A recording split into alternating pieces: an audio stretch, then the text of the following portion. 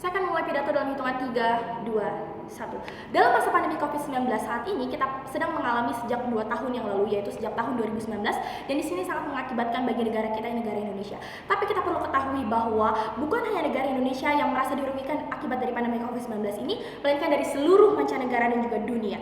Baik, kita akan terfokus terhadap Indonesia terlebih dahulu, yang dimana Indonesia mengalami dampak dari pandemi COVID-19 ini, yaitu krisis kesehatan. Dan dari krisis kesehatan tersebut mengakibatkan roda perekonomian Indonesia berhenti secara bertahun-tahun, yaitu 2 tahun berlangsung. Dan dari hal tersebut mengakibatkan pemerintah harus menggelontorkan dana demi memberikan bantuan untuk menjamin kelangsungan kehidupan dan juga kesehatan rakyatnya. Dari segi faktor ekonomi, kita dapat melihat bahwa anggaran kesehatan, anggaran pendidikan, dan juga anggaran sosial membengkak secara rata. Yang pertama, anggaran kesehatan. Untuk membantu meringankan administrasi rumah sakit, pemerintah menggelontorkan dananya untuk rakyatnya, dan juga untuk mengupayakan kesehatan rakyatnya, pemerintah membeli vaksin untuk secara merata dibagikan kepada seluruh rakyat dari Sabang sampai dengan Merauke. Dan juga adanya anggaran pendidikan yang diberikan pemerintah, yang dimana pemerintah tidak dapat memberhentikan pendidikan, sehingga pemerintah mengeluarkan upaya harus melakukan pendidikan secara online. Dengan demikian pemerintah harus melakukan subsidi ekonomi, melakukan subsidi bantuan kuota internet untuk pelajar dan juga mahasiswa, baik secara swasta maupun negeri. Dan di sini kita dapat melihat bahwa pemerintah bertanggung jawab akan hal tersebut. Dan bukan hanya sampai di situ, melainkan dalam anggaran pendidikan, pemerintah melakukan potongan UKT baik untuk swasta maupun negeri. Dan di sini kita dapat melihat bahwa ada pula anggaran sosial yang diberikan dari pemerintah dengan melakukan berbagai program bantuan sosial, mulai dari kebutuhan primer, sembako, beras, minyak, listrik, dan lain sebagainya. Di sini kita dapat melihat bahwa pemerintah sangat fokus sekali untuk mensejahterakan masyarakatnya, dan dari hal tersebut mengakibatkan bahwa anggaran belanja pemerintah menjadi membengkak, dan akibatnya Indonesia menyentuh angka defisit dan menjadi resesi. Baik, saya akan lanjutkan argumentasi saya. Selanjutnya, kami sangat sepakat, kami selaku tim pemerintah pembuka sangat setuju dalam musik kita kali ini. Mengapa demikian? Harus sekali Bank Sentral menetapkan batas pengeluaran pemerintah. Sangat harus dilakukan hal tersebut. Mengapa demikian? Karena Bank Sentral atau Bank Indonesia yang ada di Indonesia saat ini itu memiliki tugas, yaitu untuk mengawasi dan juga bertanggung jawab atas kebijakan di wilayah negara ini, menjaga stabilitas nilai mata uang, dan juga melakukan adanya sistem finansial secara keseluruhan. Dan dari hal tersebut bahwa kita dapat melihat bahwa anjuran atau kebijakan dari Bank Sentral Indonesia ini menetapkan dan juga atau memberikan batasan untuk pengeluaran pemerintah. Dan kami selaku tim pemerintah ini memiliki argumentasi, kita harus melihat bahwa yang kami maksud dalam hal ini adalah pemerintah tidak semata-mata meng-cut atau menghilangkan bantuan yang akan diberikan kepada masyarakatnya. Bahkan yang kami maksud adalah pemerintah akan melakukan pemotongan atau menetapkan batasan pengeluaran itu secara berkala. Nah, berkala yang kami maksud saat ini adalah dalam status quo saat ini kita dapat melihat bahwa dari segi aspek dan juga kesehatan ekonomi yang ada saat ini, di mana Indonesia masih dalam tahap pemulihan kesehatannya, juga dalam pemulihan perekonomiannya, sehingga di sini sangat dibutuhkan sekali bantuan pemerintah. Dan kita tetap akan memberikan anggaran yang lebih realistis dan juga lebih logis bagi rakyat. Dan di sini mosi ini benar-benar harus terrealisasikan. Mengapa?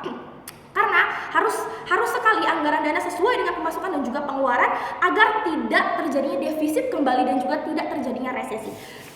Saya akan masuki argumentasi. Argumentasi kami di sini yang pertama, yaitu Indonesia, pemerintah.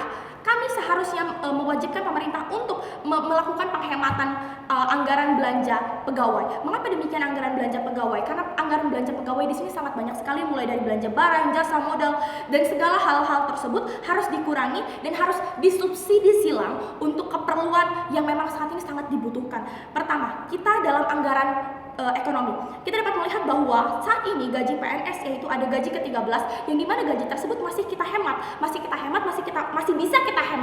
bisa kita potong, dan kita subsidi silang untuk kebutuhan atau untuk pengeluaran anggaran dana yang memang benar-benar dibutuhkan dalam masa pandemi COVID-19 ini. Dan kita dapat melihat bahwa seharusnya PNS sama sekali tidak merasa keberatan bahwa gaji ke-13 harus dihilangkan, karena memang kita harus melihat mereka memiliki gaji akibat dari pajak yang diberikan dari rakyat itu sendiri. Sehingga di sini pemerintah harus rela dan juga harus dengan kemurahan hatinya untuk memberikan gaji 13-nya demi keberlangsungan hidup secara bersama. Dan yang kedua, kita dapat melihat bahwa akibat dari pandemi COVID-19 ini mengakibatkan seluruh aktivitas kita kita dilakukan secara online dan juga bekerja dari rumah bagi ASN. Nah, kita dapat mengasumsikan bahwa dari 100 ASN 50% bekerja dari rumah dan juga 50%-nya tetap bekerja di lapangan.